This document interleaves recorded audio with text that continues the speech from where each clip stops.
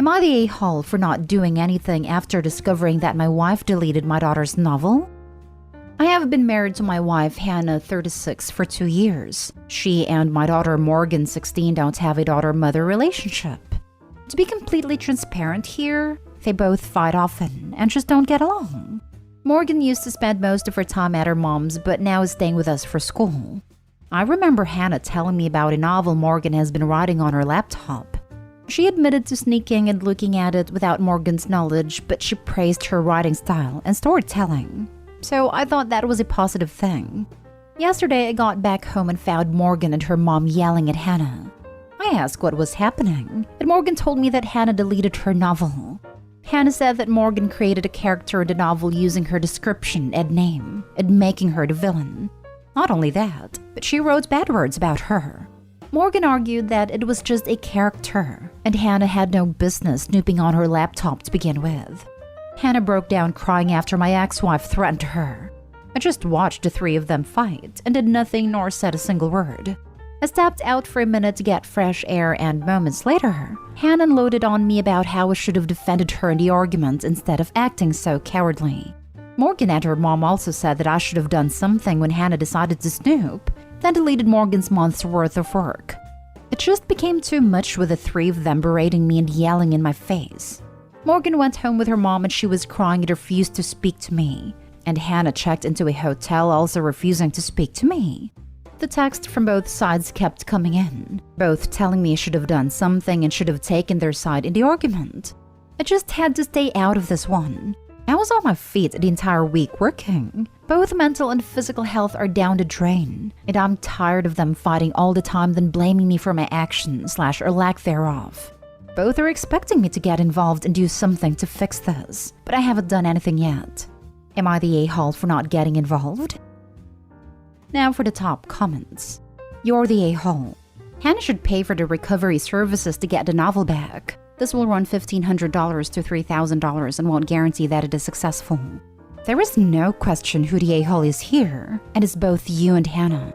The laptop should be powered off and not used until it is sent in for recovery to give it the best chance of succeeding. It just became too much with the three of them berating me and yelling in my face. Well, you aren't going to have a great time here either. This. Also, B, you should have shut Hannah down the moment she admitted to snooping through Morgan's things. You should have told her to stop and told Morgan to add or change her password. You and Hannah are huge a-holes. I see the next novel having two villains. One nasty snooping one and one cowardly one.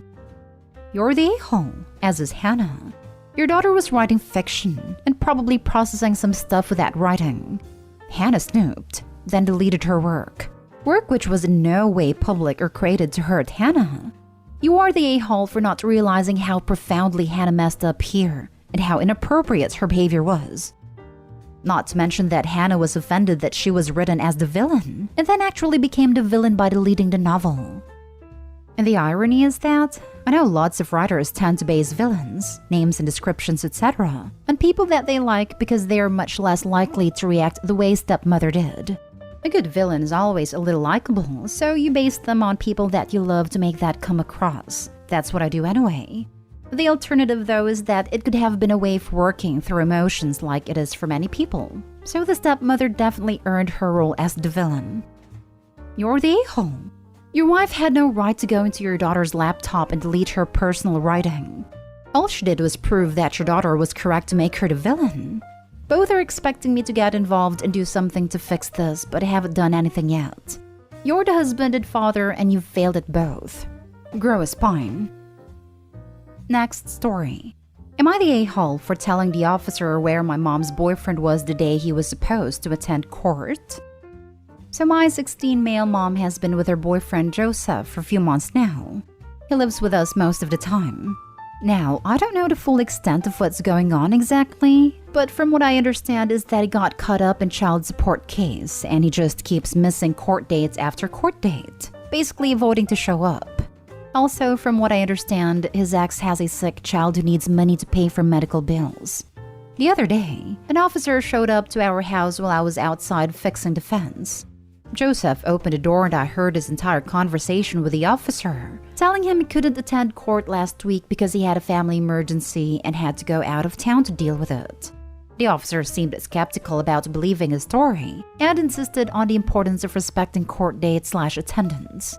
After the officer was done talking to Joseph, he approached me and started asking me about what I was doing. He then asked if I saw Joseph on X date Y day.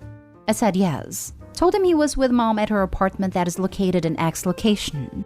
The officer seemed confused. He went back to the porch and rang the door again. Joseph opened the door and they started talking. I freaked out internally because the officer was confronting him with my statement, so I decided to go to a neighbor's friend's place. After a while, I got an angry call from Mom telling me to get my snitching butt home ASAP. I went home and she blew up at me saying that Joseph had just been taken to the police station after I snitched on him to the officer. I told her I got worried and couldn't lie to the officer, but she screamed that I just got her boyfriend in a huge trouble instead of keeping my mouth shut or say I knew nothing. She scolded me for 30 minutes, had a full-on breakdown, then punished me, then left to be with Joseph at the station. I felt so confused and regretful for getting them into trouble, but I just couldn't help lie to the officer because this could have major repercussions, and I'm not the type who wants to get involved in trouble. I'm punished for eternity by the looks of it, and I don't think I made a right call here. Not the a-hole, and everyone else in this situation is an a-hole, including the cop. The boyfriend sucks for so many reasons, including not providing for his child. Your mom sucks for wanting you to lie to a cop. Seriously, what the hell is she thinking? Don't do it, no matter what she tells you to do. Lastly, the cop sucks for talking with you without a parent present, and for failing to consider your safety when confronting the boyfriend. Someone should file a complaint against him. Damnation. You should not have to deal with this kind of crap at 16. Yep, that cop straight up put you in a potential danger, OP. You did the right thing, and it's not fair that it's coming back to bite you. Not stay home. OP's mom is awful. I had narcissistic parents growing up, and it was terrible. I feel so bad for OP. OP, do you have other trusted adults that you are close to? Not stay home. Also, I'm not a fan of the police officer's actions for asking a minor for information that might put the minor in danger at home. It's actions like that which result in distrust in policing institutions. Where's that officer now that OP has to deal with her mom and Joseph when he returns? Not stay home. It's Joseph's fault that he didn't attend court. If he makes the silly decision to skip a court date, then you're not responsible for lying in order to help him avoid any ramifications. And seriously? All this talk about snitching and getting him in trouble. What, are they at school? No, they're not legit. Snitching would be from Joseph's culture along with hiding from the cops and abandoning a sick child. Opie's mother is not any better. Imagine punishing your child's honest impulse and beating him down to placate your awful boyfriend. Hope you can get out of there soon, OP. You have a conscience and the makings of a good person. Not stay home. Next story is titled, Am I the a-hole for calling my boyfriend useless because he invited his friends over to get drunk while looking after my son? I, 24 female, have a 4-year-old son from a past fling, and the father is not in the picture. I do have a boyfriend, 25 male, who I have been dating since mid-2020. Although he has a great bond with my son, I have never left them alone by themselves for longer than 20 minutes. Obviously, it takes time to build that level of trust, especially considering he doesn't have experience with children. In a way, my older sister's bachelorette party was last night, and I had no one to babysit my son. Usually my mom does, but she wasn't available, so I was planning on hiring a babysitter. This was when my boyfriend offered to look after him. Initially, I was hesitant, but I decided to say yes because he has never done anything wrong by me or my son. So I went and attended my sister's bachelorette.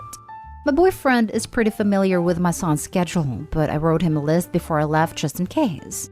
Later in the night, I called my boyfriend to check up on how he was going, but he wasn't answering his phone. I texted and called him multiple times with no reply. I was anxious as hell, so I decided to leave hours early and go home. When I went inside, my boyfriend and a bunch of his friends were in the living room playing games and drinking. There was alcohol everywhere. The only positive thing is that my son was in bed. I waited until my boyfriend's friends left to confront him. He said that he invited his friends over last minute, and it wasn't planned beforehand. I was irate because I don't want drunk people around my 4-year-old child. My boyfriend claims he wasn't drinking, but I could smell alcohol on his breath, so I know he's lying. I told him he was freaking useless, and I'm never gonna trust him again. He pretty much feigned innocence, said he did nothing wrong, he was just hanging with his friends, and that he looked after my son just as I had asked. Now he's claiming that I'm creating unnecessary drama. I'm ungrateful and I should be thanking him, not biting his head off. We're both pissed at each other, but I believe I have every right to be angry, unlike him. Am I the a-hole? Not the a-hole. He shouldn't have offered to babysit if he wasn't prepared to actually be responsible about it. Yeah, and she was originally planning to get a babysitter, and he offered to babysit. If he wanted to get drunk and have friends over, he should have just let her get the babysitter she originally wanted and everything would have been cool. 100% agree. And it shouldn't really have to be said that someone has to stay sober while babysitting. Also, he needed to know to answer his damn phone when he's looking after your kid for the first time. I don't think he's ready to be a stepdad material. Not that he's not a good guy, but he needs work. You could meet him halfway and say that maybe you weren't clear enough with what's expected, and that he wasn't thinking he was doing anything wrong. But don't give up your stance that drinking and not paying attention to the kid or his phone is wrong. Not stay home. If your son got hurt, how is he going to drive him to the ER while drunk? I think you have hit the massive red flag that it is time to get out. I agree. But to me, the biggest red flag is that he won't admit wrongdoing and is upset with Opie for creating unnecessary drama and lying about not drinking. I think if he were very apologetic, there might be a way to work through this. But the lies and failure to take responsibility make getting out the only option, sadly.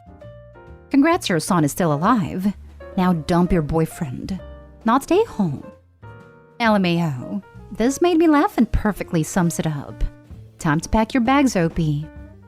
Right? I want to vote not the a-hole, but like she's still calling him her boyfriend. Current boyfriend. The heck? So like, for this, no. But if she doesn't break up with him over the 1. Getting smashed while babysitting, 2. To the point that he can't even handle answering the phone, 3. Having a bunch of drunk strangers at the house while babysitting, and 4. Gaslighting Opie about it, then yeah, it would have to be everyone sucks here for me. Whatever it is that Opie finds charming or endearing about her boyfriend, it can't be enough to make up for this. This relationship can't go anywhere if she has a child, and he isn't responsible enough to be in a child's life. Even if it's the prick. Dude, there are other passes in the world attached to better people than this guy. Now for the last story. Am I the a-hole for telling my stepmother to get over her child calling my wife mom? My father married my now stepmother late in life after an accidental pregnancy.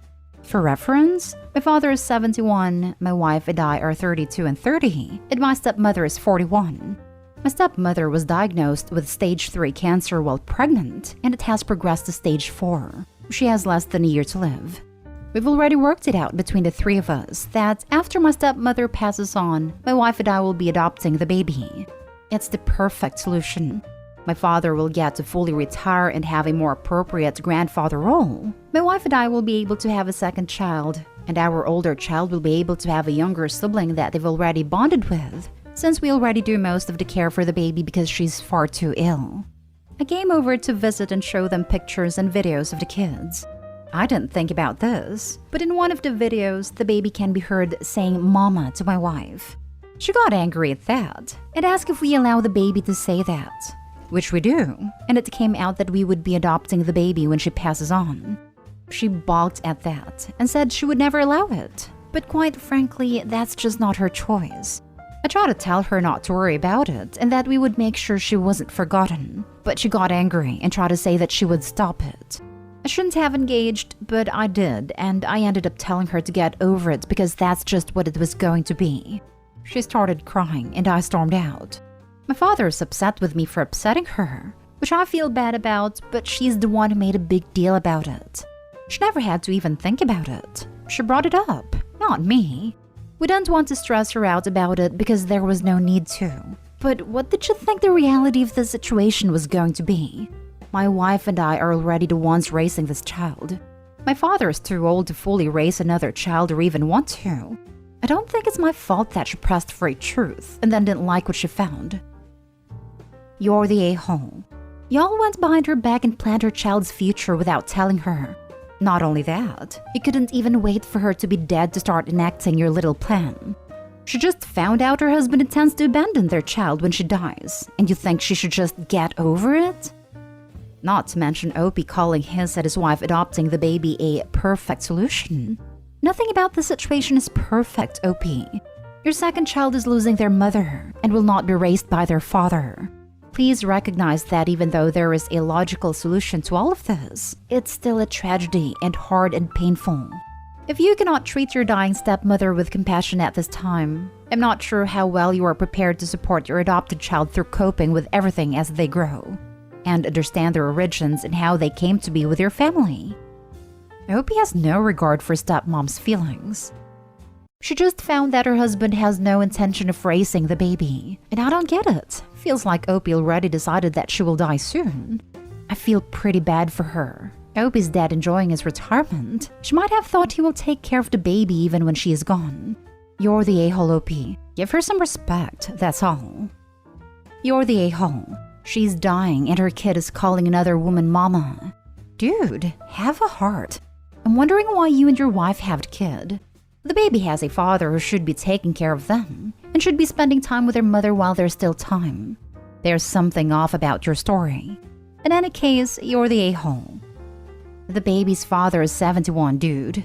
Most men I personally have met from that generation have been provided for constantly, either by mother, girlfriend, wife, or even hired hands. I don't even know how to cook a simple meal. Never mind take on infant care solo. There are always exceptions, and he may be one of the exceptions, but in my personal experience, it seems more likely that he wouldn't be able to do it on his own. Well, you're the a-hole. A relatively young woman has to confront her very real death while leaving behind her child, and she should just get over it. Did you guys even include her in the discussion about her child's care after her passing? You're going to ensure she's not forgotten, but her child is already calling your wife mama. You're the a-hole.